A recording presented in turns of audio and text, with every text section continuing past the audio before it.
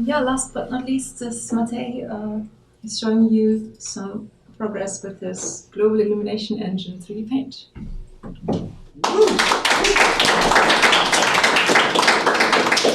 Right, yeah. I'm a retro of Retronator, working on a game called Pixel Art Academy. Right now I'm working on the graphics engine. I'm going to show you just a little bit of a update from the last week's demo of my global illumination. Those of you who have been in the house for a little bit longer have seen a couple of demos that I've done with physically based rendering. This was one of them, which shows a sky. So this is all done in JavaScript, so it's kind of slow. Rendering of, just the sky using physics equations of scattering. And now I have implemented this in my editor so that it runs in on the GPU. It's very fast. Here's a test scene that I've created, this little pixel art scene. First of all, just to show you the sky, I'm going to quickly switch to PBR, just even though it's not, so and then it updates with just moving around. So it renders it renders basically a skybox on demand, and then it uses that skybox to shade the scene. Let me just restart it again. Let me put this door back on, and let's do a little bit more of a. So here, if I go into normal mode, and let's turn shadows on. Oops, wrong button. Yeah, so let's say that I create this kind of a, let's see, scene where it's falling onto the bed, and something like this. Okay, so zoom in. So it's gonna be, now, so basically I have to correct the exposure because, if I want to see the sky, then the exposure is, then the insights won't be seen because I don't have really good tone mapping yet. So let's just go to this. The algorithm is still very slow as to how quickly this converges. So that will definitely be the biggest of the hurdles in getting this to run in real time. I'm gonna create some sort of hierarchical update. Instead of now it's just doing these little blocks, and so it takes quite some time before it reaches, especially for this kind of a scene, because all of the lighting, actually I don't know what happened, did I not? No, I guess I aimed it very badly, but I'll show you some renders that I've finished. So basically all of the lighting that you see happening in the room is bouncing off of stuff, so the light comes in through the window, and for example the lighting on the ceiling comes as a second bounce, or as a first bounce, and then it just takes quite some time before it renders. So I've done this little small scene just to kind of test the art style, and here when it converges, usually in like about 2 minutes, when it's not, let me just switch back to here so it's not rendering in the background. So here are a couple of test renders that I've done. Let's start with, so this would be kind of a morning setting. This is the, if it's falling in. Like the renders still have all of these little small mistakes, like these little dots that you see. Here's a scene with the door open, night lighting. So it has a lot of these kind of small shitty mistakes, because if you look at the geometry here, you'll actually see that, there's like little small holes. Because this is the geometry is kind of like it tries to figure things out from this angle based on the normals, like I explained last time. But it's not always perfect. So even things look like correct from this side, just to make things work. Sometimes like the geometry is actually quite bad, because it doesn't actually, especially things that are parallel to the camera rays, it doesn't really, if you draw them 1 pixel, it thinks it's like 10 meters long. So out of this, then I kind of cleaned them up before I posted them on the internet. So this would be kind of the final results once I will get all of the kind of bugs away out of the system. It should look something like this. And I posted it to Twitters. They liked it a lot. A lot of people are very into this art style. I'm personally as well, if I can actually get it to run in real time. I think it's a kind of nice little combination of pixel art precision and then realistic lighting. Is kind of a weird mindfuck, I guess, because you're not really used to this. And but for me, it just makes, even though it's like a pixel scene, it makes it kind of very real and volumetric. I just want to kind of go in there. So yeah, I'm very happy with this development so far, and yeah, next steps will be to get it running way faster and for bigger scenes. Any questions? Will there be an option for like different camera perspectives? So, for example, something if you want to have some isometric view or orthographic. You're meaning in the editor or in the final game?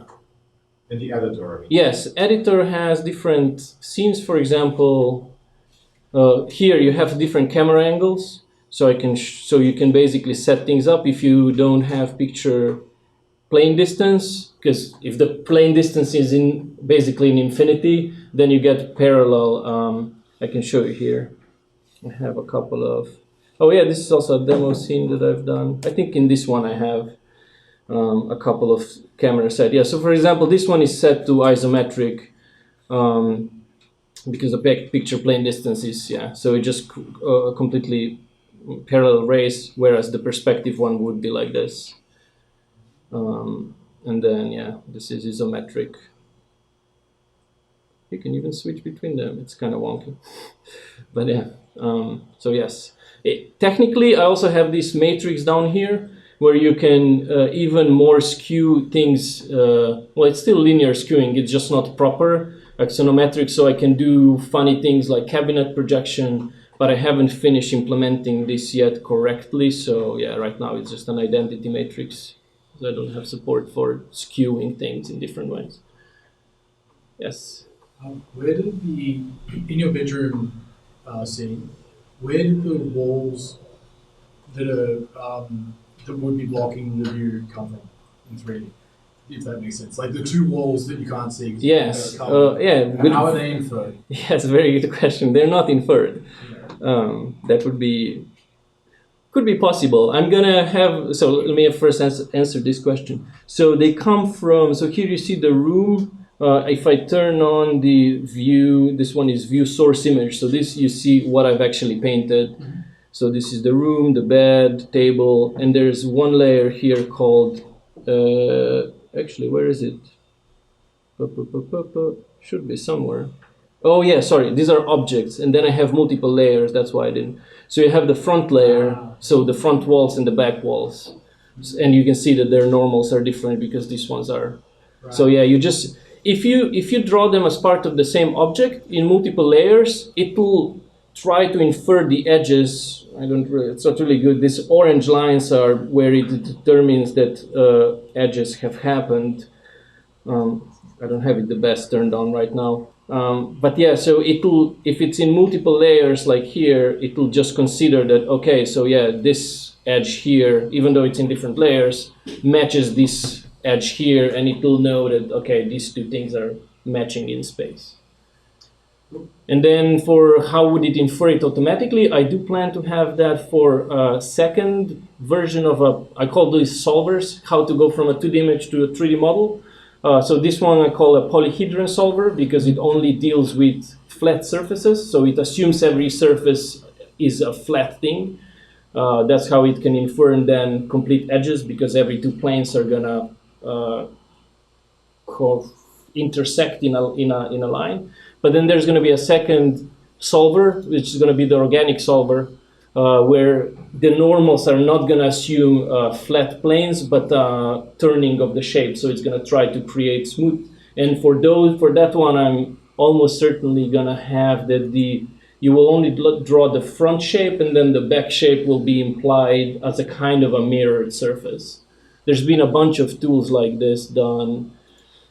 Even in the 90s, there was a tool where you could just draw a line, and then it created this sort of a spherical blob, and then you can put stuff on and extrude. I think it was called Teddy. So I'm probably planning at some kind of that kind of thing, just so that it gives you volume and correct shadow casting, even though it's not perfect. But usually organic things are kind of symmetrical. Is your plan to have pixel characters walking around in these perspective scenes, and what do you plan to do about kind of scaling them? Yes, they are meant to walk around, and they automatically scale because this is a 3D scene. So on top of this, what you see here there's going to be collider meshes just for the geometry. Like I can actually, if I click on different, I have clusters. So when I click on different clusters, this one, for example, I would set as navigable, and then it will know that, okay, the nav mesh, for example, should be created here. So basically, yeah, this will, like, just the 3D model, and that's, if you remember last week, I've shown the gallery location. Yeah. That character is walking around on a scene that was drawn into the. Actually, I have it. Do you worry at all about the like scaling pixel characters up and down and the kind of precision? You mean because from the art style perspective, because it kind of. No, not really. I am very happy if it's. So that was a common thing in 90s point-and-click adventures. It kind of wobbles, or like it's very noisy as it goes smaller. I'm not worried at all. I just take it as part of the art style. If I can make it as good as 90s point-and-click adventures such as Monkey Island or Indiana Jones, and they weren't that great in the animation department, so I just take it, yeah, it's fine. Is the plan still to use this for real-time rendering in Pixel Art Academy? And second question, how much work will it be to thread this into your currently existing codebase? So this is all in my currently existing codebase. So technically, if I went now into the game, I haven't actually tested this, but if I switched to, like right now, yeah, I have just this kind of a switch. If I switched everything in the main game to PBR, it would start rendering like this straight away. And yeah, plan is definitely to put it into the main game. What I will probably have to do is have the first direct lighting will have to be done using normal shaders, so straight up calculation, just using is the light source seen from this point using a shadow map, just like usually, and then use the global illumination only for secondary bounces. So basically all of the kind of ambient occlusion shadows on the borders and this kind of stuff, or bounce lighting, it will all come from the global illumination, which will run slower and it'll take a couple of seconds to converge. Especially it'll take a couple of seconds to converge very detailed. But the speed up I want to have is, first of all, it needs to be better hierarchical. So you first just render one color for the whole plane. For every cluster, these clusters, for example, you just render one and apply that to the whole thing. Then in the next step, you do it 4. So you just go divide it halfways. And then as you have 4 values, then you use linear interpolation to then shade it out. You look at the different values. If they are differing, then it needs more resolution, and then you divide them even more until all of the 4 are kind of the same, and then you assume that you're gonna miss some small details if there was some, but I'm just gonna assume it's fine, and then so in that way I think it can converge quite fast, and it can still allow for quick moving things, like let's say that a car shines through the window and the shadow moves across very fast. That'll come from the normal renderer, whereas the global illumination will slowly catch up to it. That's kind of the plan, how to make it real time. Have you taken any existing pixel art from other people and dropped it in here and used this effect on it to see what happens? No, the only one, so for example, this one is the this was an existing one that I have done. Let me see if I have it. I haven't done it from other people, no, but I have it here. So this was done in my 2D editor at first. It's still painted with normals, so you can actually change the lighting, but of course there's no shadows and this kind of stuff because it can only recalculate local shadows. Local shading, but not shadows. So you see here, it's the same scene exactly to pixel, except it doesn't have the details. But yeah, so this is the only one I've tried so far that I've drawn as a 2D piece first, and then tried to create it as an actual piece. I didn't, yeah.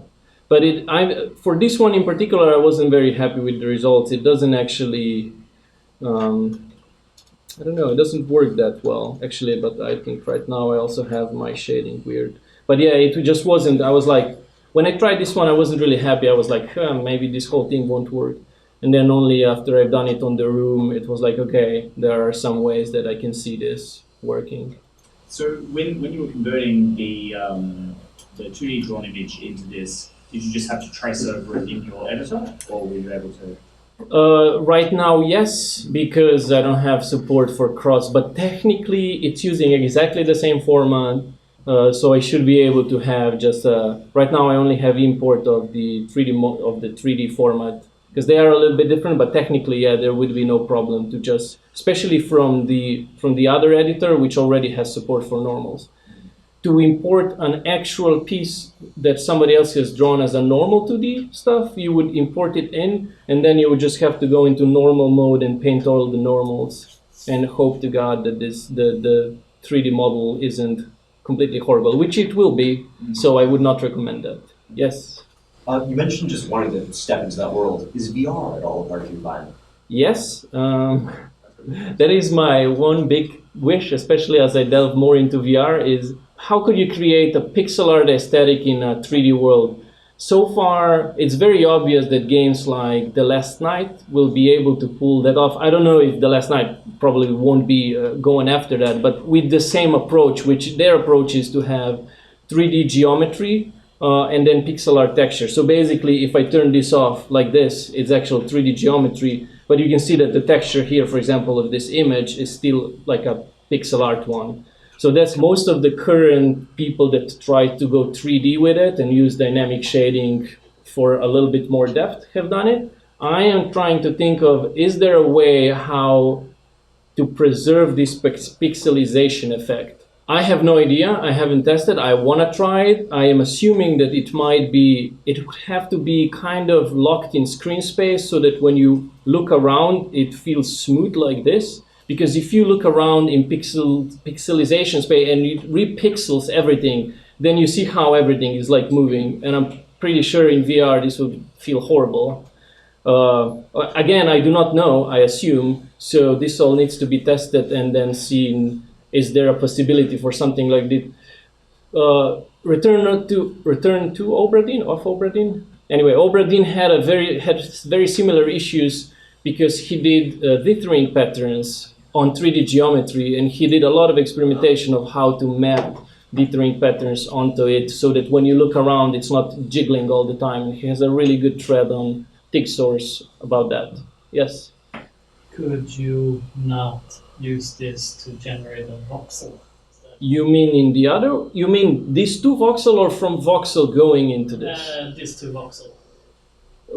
Technically, I mean, no, because I could just create yes and no. Like right now, it just creates a 3D mesh, but I could instead, for example, I see what you mean in VR context.